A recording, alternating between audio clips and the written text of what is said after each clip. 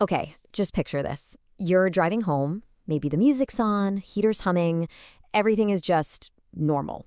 And then, bam, in an instant, it's not. The music just cuts out, the lights on your dashboard die. You coast to a stop, and this really weird silence just falls over everything. You look outside, and every other car on the road is dark too. The grid is gone. What you do in the next few minutes, well, that could be the difference between life and death. This quote, man, it just nails the terrifying reality of the situation, doesn't it? The world goes silent, the temperature starts to drop, and your car, your safe little bubble, starts to transform into something else entirely. So what is it that makes this situation so incredibly dangerous? We're calling it the walk-in freezer problem. And that's because that familiar, safe space of your car, you can turn on you, and fast. Let's break down the chilling physics of it. Your car is basically a metal and glass box. And you know what? It's designed to shed heat, not hold on to it. All that glass creates this kind of reverse greenhouse effect, literally pulling the warmth out. It gives you this false sense of security while your own precious body heat just seeps away into the cold. But the cold isn't your only enemy here. Fear is the real killer. And the key to surviving this whole thing is having a plan. That's what this is, your first-hour triage.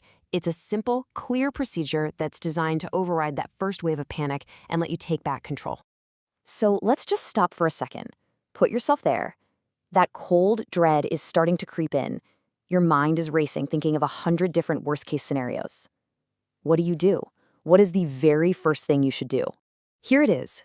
It's that simple. 3 powerful actions. Stay put, stay warm, and stay aware. For right now, forget everything else. This is your new mantra. It's the procedure that's going to break the panic. Let's dig into each one. First up, stay put. Now, I know the impulse to get out and walk for help is going to be huge. But honestly, it's often the most dangerous thing you can possibly do. Your car is a shelter. Yeah, it's a flawed one, but we're about to fix that. And it's a big, visible target for anyone who might be looking for you. Leaving it should be an absolute last resort. Next, stay warm. This is it. This is the #1 priority. Before you even think about food or water or anything else, you have to stop losing heat. Hypothermia is your most immediate threat. And believe me, every single degree of body temperature you can save is a massive win. Okay, so we've got the panic under control, and we know our priorities. Now we move to the next phase. This is where we fortify our motorized arc. And this requires a really crucial mental shift. You have to make this shift in your mind. Stop seeing your car as a liability, this cold glass box, and start seeing it for what it really is, an asset. It's an insulated shelter, it's high ground, and it's a hub of resources. This change in perspective, it's everything. So how do you turn it into an asset? You start with insulation immediately. Pull up those floor mats and wedge them against the windows to block the glass. Got any maps, manuals, fast food wrappers? Stuff them into the vents and the gaps in the doors. If you're with other people, huddle up. Make a smaller nest inside the car to concentrate all that body heat. All right, once you're insulated, the next level of thinking kicks in.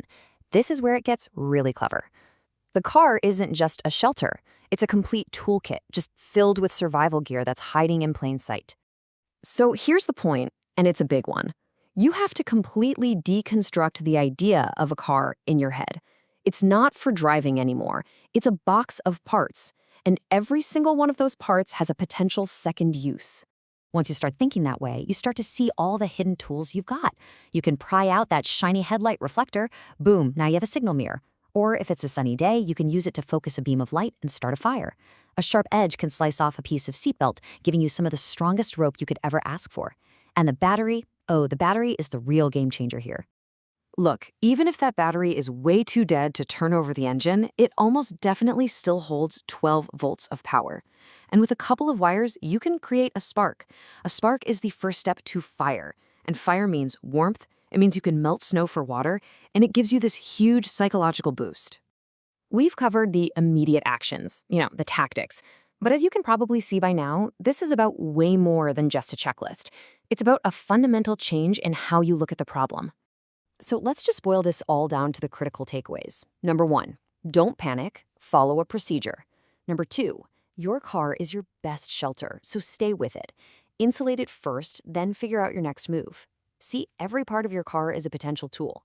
And most important of all, make that mental shift from being a victim to being a survivor.